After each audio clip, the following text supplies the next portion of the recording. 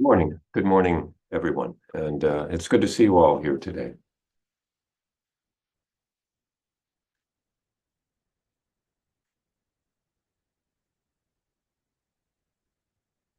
So in recent weeks, we have been studying this text called the Tenzo Kyokan, Instructions to the Cook,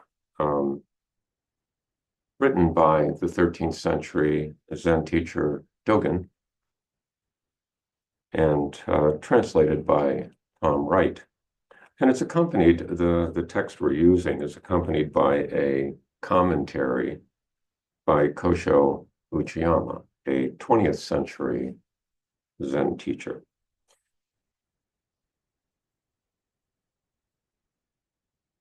So the section we're going to be talking about today starts with the cook as he prepares for sleep at night, going over in his or her head the more or less a head count to help in calculating the amount of rice that will be needed for the next day's meal. And the way it's worded is odd, but I'll read you just a short snippet to give you a sense of that. In dividing one grain, the result may be 2 half grains, or possibly 3 or 4. On the other hand, 1 grain might equal a half grain, or perhaps 2 half grains. Then again, 2 half grains might be counted as 1 whole grain. So it's a way of saying that one needs to take many things into account. There were the regular residents of the monastery, and this instruction to the cook is focused on, or narrowly focused on a cook for a monastery, in which there may be a number of monks, regular residents of the monastery, and there may be visitors. There may be, sort of people staying overnight, whatever, and there are going to be some people who are sick and might eat less. There'll be people who are young and might eat more, or people who are older and might eat less. So taking all of that into account, now clearly, in some ways, it's an impossible task to get it just right every day. But Dogen is encouraging the cook to make an effort to calculate the amount of rice needed for the next meal. He's going through all this, and then all of a sudden there's a section that just seems to be coming out of the blue and be completely unrelated. But perhaps it is related. We'll see. I'll read this section. When you eat a grain of luling rice, you may become the monk Guishan. When you add a grain, you may become the cow. Sometimes the cow eats Guishan. Sometimes Guishan pastures the cow. Consider whether you have thoroughly understood this matter and are able to make these calculations. Go back over everything again, and when you have understood these details, be prepared to explain them to others according to their capacity to understand. Use ingenuity in your practice. See the cow and Guishan as one, not as two, even though temporarily they appear that way. In your day-to-day life, do not forget this even for a moment. Well, this section requires some backstory. There are two Zen stories that Dogen is referring to. And if you're unfamiliar with those stories, the section will read as nonsense. So,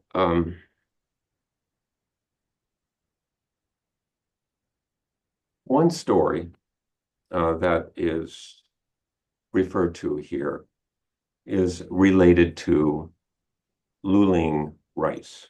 Luling in medieval China was a great trading center, a great marketplace, and the price of rice would vary from day to day. And the story that is referred to has to do with an abbot or a teacher, Xingwan. And a monk asked Xingwan, what is the meaning of Buddhism? What is the true meaning of Buddhism? And Xingwan replied, what is the current price of rice in Luling? So that's the story. That's one story. Now, the other story has to do with a teacher called Guishan. And I'll read you the section from Uchiyama's commentary about this because he expresses it so well. The following story about Guishan and the cow has been passed down through the years. One day, Guishan said to the monk, 100 years after my death, I will be reborn as a cow, belonging to a parishioner near the skirt of this mountain. On the right flank of the cow will be written, I am Guishan. Now, if you say the cow is me, you are wrong because it's just a cow. And if you say it is just a cow, you are wrong because it will be me. So what should you say? In some versions of that story, the word for, or the character for cow is translated water buffalo. So either one will do. But I think cow is helpful to us because we're familiar with cows and we aren't as familiar with water buffaloes.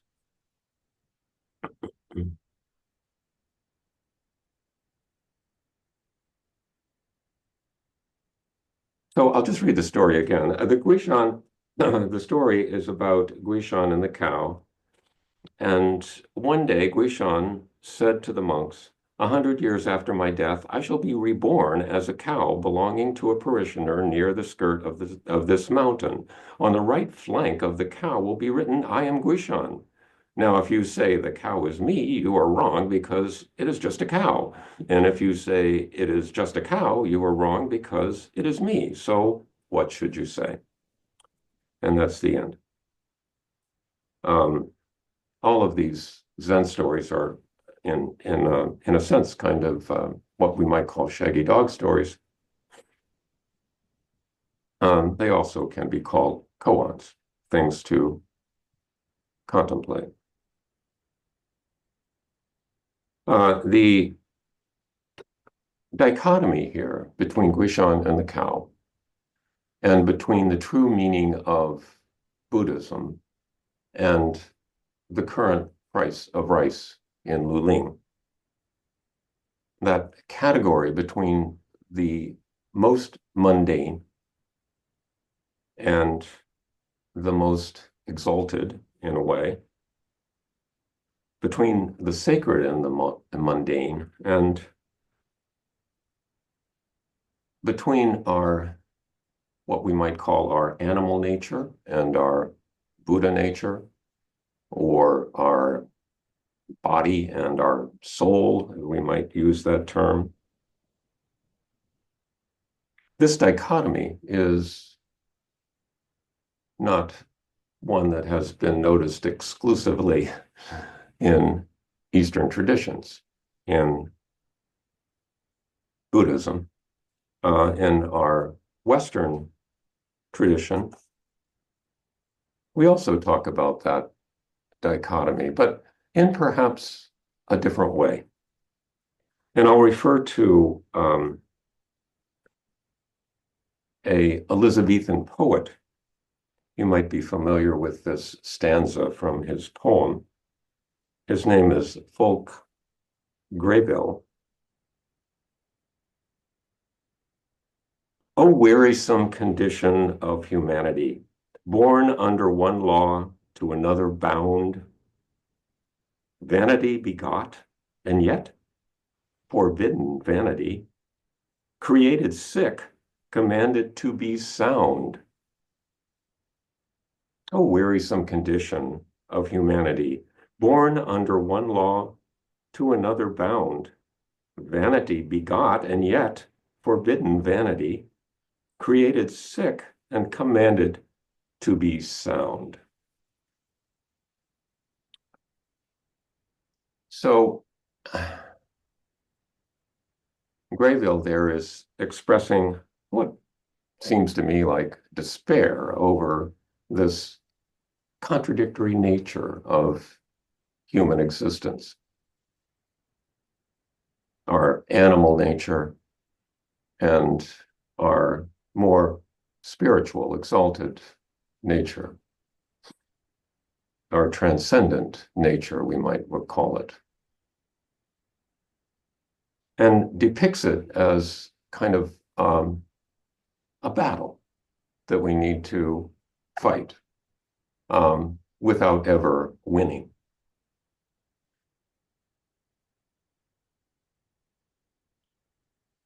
He might be referring here to the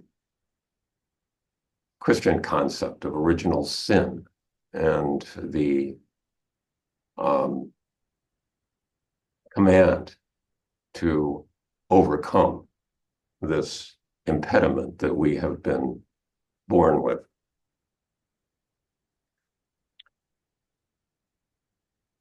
He states it as a problem. These stories that I referred to about Luling rice and about Guishan's cow, stated as more of a paradox, as more of a puzzle, as more of a koan, as more of something to deal with.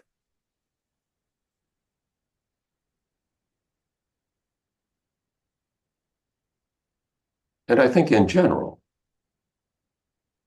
in at least Mahayana Buddhist teachings, there is considerably more comfort with paradox and contradiction than we find in most Western thought traditionally.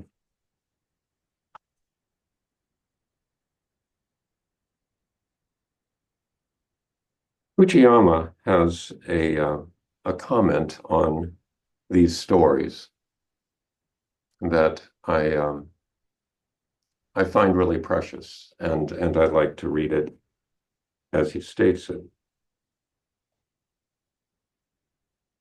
You are mistaken if you think it is best to throw away your body, in this case the cow, because you think it has no value, and just practice Zazen, that is, Guishan. Our Zazen becomes the Buddha Dharma precisely when it is functioning in this body and in our daily life. There will always be that complaining and unsatisfied aspect of the self with which we have to deal. The Dharma is not going to become manifest only after we have somehow brought this aspect under control or stamped it out. The function of the Dharma and of Zazen is to care for the obstreperous aspect of ourselves in the same way a mother lulls her baby to sleep. In other words, Guishan pastures the cow. I cannot help feeling that there is deep significance in this word, pasture.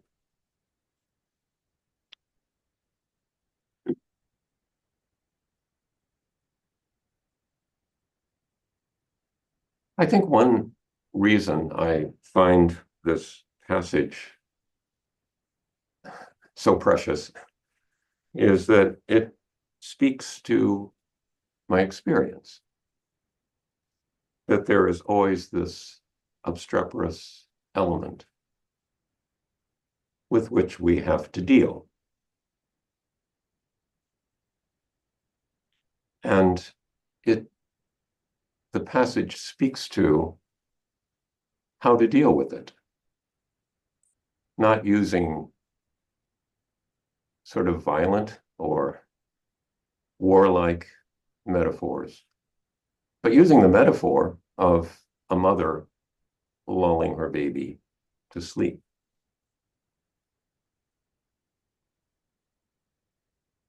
So that when those obstreperous aspects arise,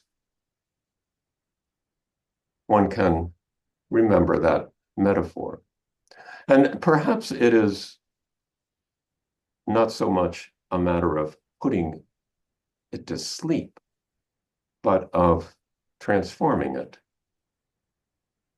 Not so much a matter of transcending it, getting above it, but dealing with it.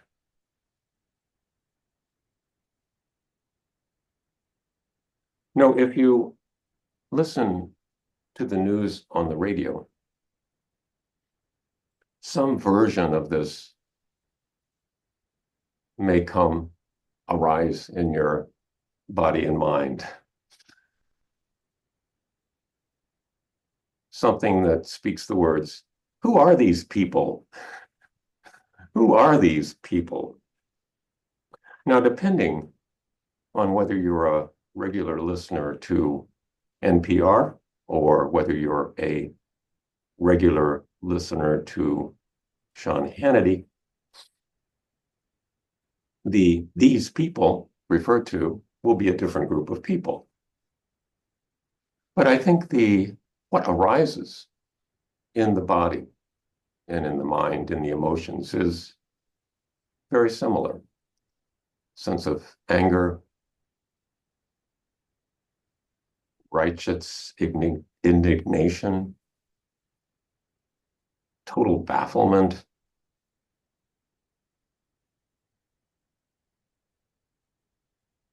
And the question is what to do with that.